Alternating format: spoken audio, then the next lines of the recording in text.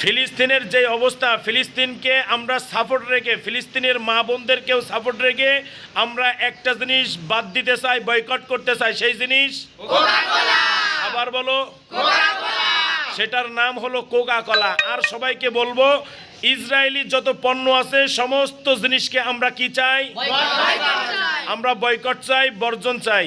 ভাই, প্রিয় ভাই, হয়তোবা আমি জানি আমার এই ভিডিও দিয়ে কিছুই হবে না, কিন্তু আপনার জায়গা থেকে হয়তোবা ফিলিস্তিনি মা বোনদের জন্য দোয়া করতে পারেন এবং সহযোগিতা করতে পারেন। এতটুকু, ইসরায়েলি যত পণ্য আছে সমস্ত পণ্য আজ থেকে অন্তর থেকে ইমানি দায়িত্বে সব কেনাকাটা বন্ধ করে দিন। দেখবেন ইসরায়েলের সমর্থনও কমে যাবে। তার কারণ আমার 1 টাকা 2 টাকা ইসরায়েলি যত পণ্য ক্রয় করা হয়, এই 1 টাকা 2 টাকা মুসলমানদেরকে হত্যা করার জন্য, মারার জন্য বোমা এবং অন্যান্য যত জিনিস আছে সব কিছু তৈরি করা হয় 1 টাকা 2 টাকার জমাকৃত টাকা দিয়ে।